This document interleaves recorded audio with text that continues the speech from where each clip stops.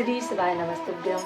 हर हर महादेव, हर हर महादेव। मैं राखी स्वामी आज आपके लिए भगवान शिव महापुराण के इस द्वितीय खंड का तीसरा अध्याय फिर से लेकर आई हूँ। भगवान शिव का अर्धनारीश्वर अवतार और माँ शक्ति का प्रादुर्भाव। नंदीश्वर भगवान बोले, हे तात, हे महाप्राज्ञ, अब मैं ब्रह्मा जी की मनोकामनाओं को पूर्ण करने वाले शिव के उत्तम अर्धनारीश्वर नामक रूप का वर्णन कर रहा हूँ। उसे सुने। ब्रह्मा के द्वारा विरचित समस्त प्रजाओं का जब विस्तार नहीं हुआ, तब उस दुख से व्याकुल हो वे चिंतित रहने लगे। तब आकाशवाणी हुई कि आप मैथुनी सृष्टि करें। यह सुनकर ब्रह्मा ने मैथुनी सृष्टि करने का निश्चय किया। उस समय शिव जी से स्त्रियां उत्पन्न नहीं हुई थी, अतः ब्रह्मा जी मैथुनी सृष्टि करने में समर्थ नहीं हो सके। शिव के प्रभाव के बिना इन प्रजाओं की वृद्धि नहीं होगी, ऐसा विचार करते हुए ब्रह्मा जी तप करने को उद्यत हुए। पार्वती रूप परम शक्ति से संयुक्त परमेश्वर शिव का हृदय में ध्यान कर वे अत्यंत प्रीति से महान तपस्या करने लगे। इस प्रकार की उग्र तपस्या से संयुक्त हुए उन स्वयंभू ब्रह्मा पर थोड़े समय में भगवान शीघ्र ही प्रसन्न हो गए। भगवान बोले, बाबा, थोड़ी सी तपस्या से शीघ्र प्रसन्न होने वाले हैं। और वो ब्रह्मा जी की भी थोड़ी सी तपस्या से शीघ्र ही प्रसन्न हो गए। उसके पश्चात भगवान हर अपनी पूर्ण चैतन्यमयी, ऐश्वर्यशालिनी और सर्व काम प्रदायिनी मूर्ति में प्रविष्ट होकर अर्धनारी नर का रूप धारण कर ब्रह्मा के पास गए। वे ब्रह्मा जी परम शक्ति से संपन्न उन परमेश्वर को देखकर दंडवत प्रणाम कर हाथ जोड़े हुए उनकी स्तुति करने लगे। इसके बाद देवाधिदेव विश्वकर्मा महेश्वर ने अत्यंत प्रसन्न हो मेघ के समान गंभीर वाणी में सृष्टि के लिए ब्रह्मा जी से कहा। ईश्वर बोले, हे वत्स, हे महाभाग, हे मेरे पुत्र पितामह, मैं तुम्हारे समस्त मनोरथ को यथार्थ रूप से जान लिया हूँ। प्रजाओं की वृद्धि के लिए ही तुमने इस समय तपस्या की है।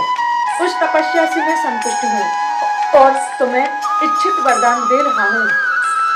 परम उदार एवं स्वभाव से मधुर यह वचन कहकर भगवान शिव ने अपने शरीर के वाम भाग से माँ देवी पार्वती को अलग किया। शिव से अलग हुई और पृथक रूप में स्थित उन परम शक्ति को देखकर विनीत भाव से प्रणाम करके ब्रह्मा जी उनसे प्रार्थना करने लगे। ब्रह्मा जी बोले, हे शिवे, आपके पति देवाधिदेव महादेव भगवान शिव जी ने सृष्टि के आदि में मुझे उत्पन्न किया और उन्हीं परमात्मा शिव ने सभी प्रजाओं को नियुक्त किया है। हे शिवे, उनकी आज्ञा से मैंने अपने मन से सभी देवताओं आदि की सृष्टि की, किंतु बार बार सृष्टि करने पर भी प्रजाओं की वृद्धि नहीं हो रही है। इसलिए अब मैथुन से होने वाली सृष्टि करके ही मैं अपनी समस्त प्रजाओं की वृद्धि करना चाहता हूँ।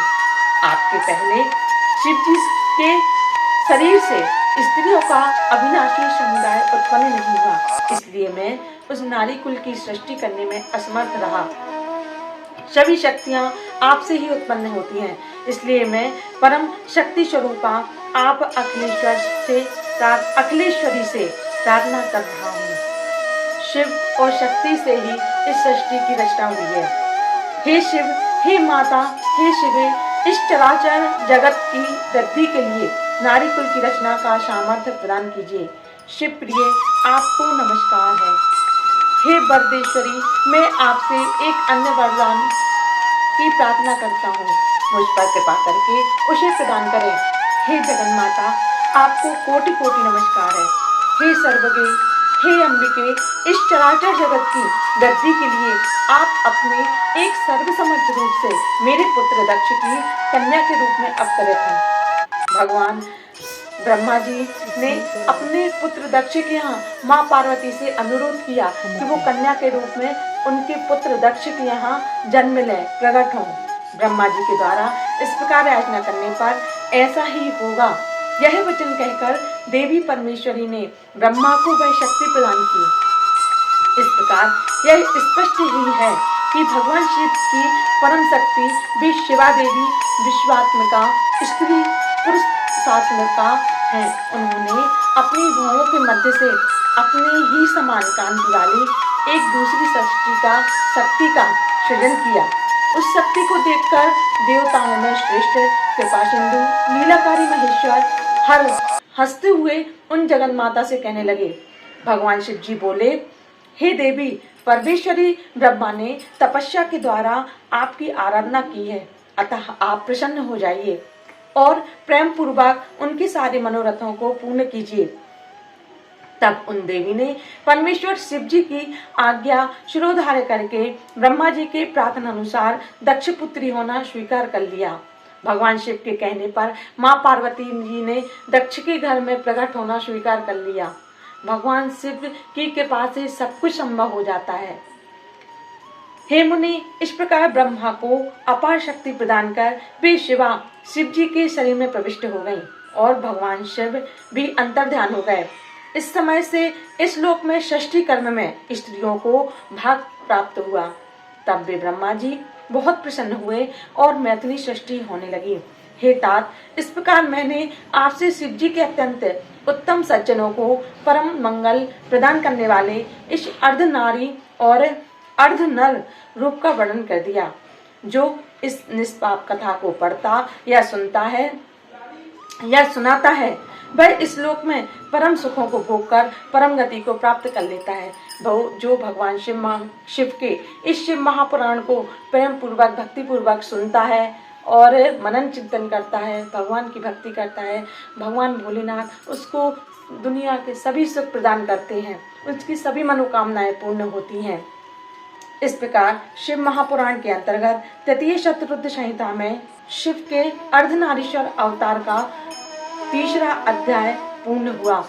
भगवान शिव अर्धनारीश्वर रूप लिए, लेकिन ये बात भी विदित है कि अर्धनारीश्वर स्वरूप का फोटो हमें अपने घर में नहीं लगाना चाहिए, ये शास्त्र सम्मत नहीं है।